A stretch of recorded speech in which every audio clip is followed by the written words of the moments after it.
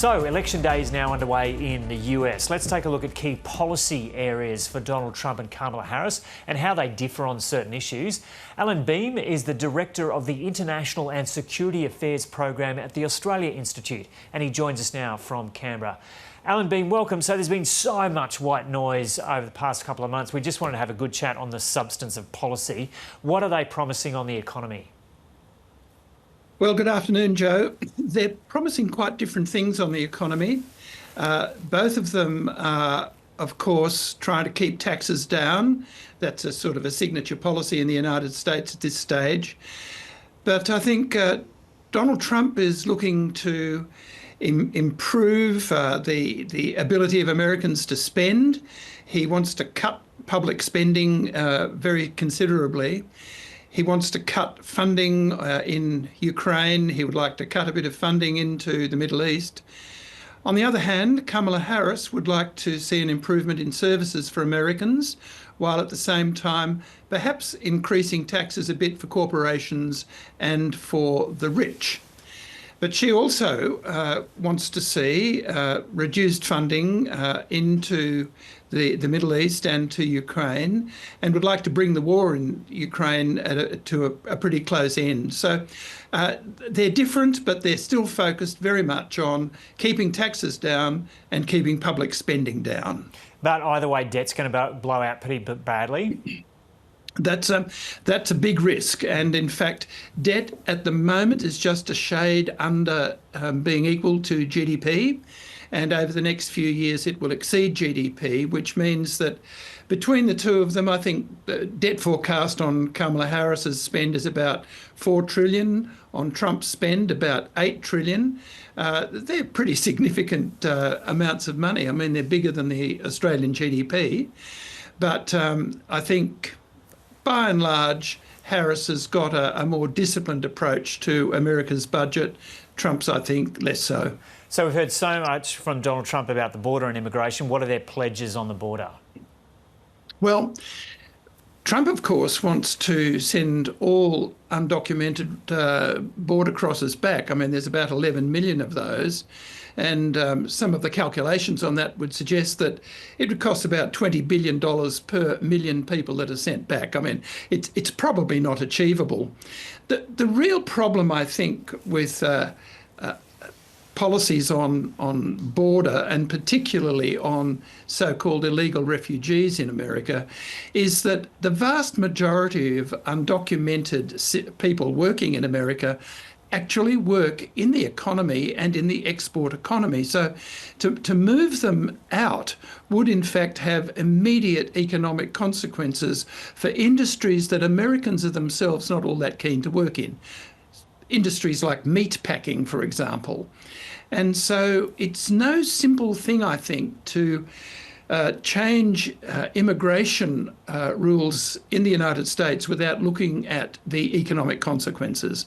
And I think that if Trump were to win, there would be an almost immediate economic hit. Harris, on the other hand, is not so keen on sending people back. She wants to have a much more disciplined and documented approach to the management of immigration into the United States, something I think rather more fair, rather more human, and rather more humane all around. So they're quite different policies, and I think that Harris's will have much less economic impact. Trump's, on the other hand, as I said, much more economic impact. Abortion law has been mentioned frequently, but how much can a national government in the US promise on what are essentially state abortion laws? That's a really good question, but what is happening, Joe, I think, is that the women are coming out in red states to make their position on Roe versus Wade very clear. And so state legislatures are going to have to look very closely in the red states as to whether they're able to sustain the anti-abortion policies, not only of their own Republican governments, but of the federal Republican government. But we need to understand, I think, that The problem with Roe versus Wade is actually a Supreme Court judgment which the states of the Union are themselves moving to enforce. And what will happen now if the women voters come out, and there do appear to be some interesting early signs in the most recent polls, particularly the Seltzer poll, that at this point women are coming out and making their voices heard, and that, I think, could signal a very big change, not only in the applicability of abortion laws across the United States, but more significantly in the outcome of the election itself. And on the international front, what's likely to happen with conflicts like Gaza and Ukraine? Well, there are big differences there between the two. Trump is much more of an isolationist, I think. With respect to the Ukraine, he just wants to see America stop spending its money supporting the Zelensky government. He's more inclined, I think, to want to negotiate himself directly with Putin. He has a bit of a track record in imagining, at least, that he could deal with autocrats. With respect to the Middle East, similarly, he wants to see a significant reduction in US spending, particularly spending support for Israel. Harris, of course, wants to see a ceasefire and a return of the hostages, that is, the hostages still held by Hamas. And she, I think, would be working very hard towards that end. And with respect to the war in Ukraine, I think Harris is much more inclined to encourage both sides to head towards a resolution of that conflict and to come to some kind of ceasefire arrangement and a settlement. They're quite clear, I think, differences in their approaches to foreign policy. With Kamala Harris, I think it will be more of the same. With Trump, it's much more going back to where he was in 2016, 2020. And all the polls seem to be pointing to a really tight race. Are you willing to predict what will happen tomorrow? Well, it's actually started now. It's past midnight in parts of the US, but what will happen over the next 24 hours?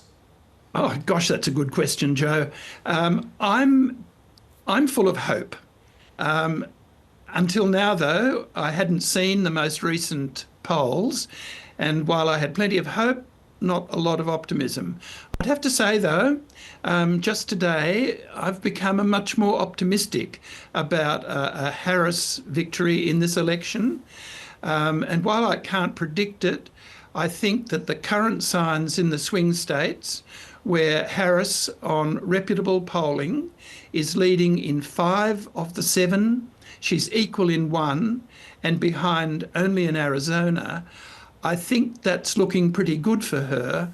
And I think some of Trump's remarks over the last day or so, where he's already declaring that the election has been stolen, I think that might indicate some early indications that he doesn't think it's going quite as well as he'd hoped for himself. And from those comments, it seems you would prefer a Kamala Harris victory. Why is that?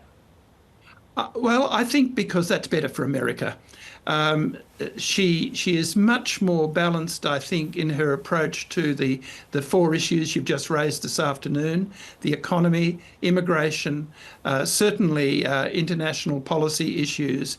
I think, too, that she is much more inclined to address those deeper divisions in the US policy which have taken America to where it is at the moment. And if it's the case that women's votes are going to make the difference, it would seem to me, at least, that the greater participation by women in the way in which the United States manages itself will help get it out of the problems that it's currently in. So that's why I'm now a bit more optimistic as well as very hopeful. OK, we'll see what happens. Allan Behm, thanks so much for talking to us from Canberra. Thanks, Joe. Thanks for watching. If you'd like to keep up to date with all our latest research and work, sign up to our newsletter.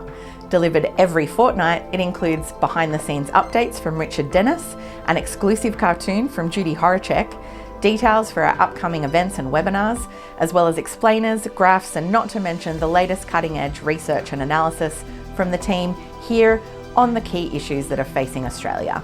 Click the button on your screen to check it out.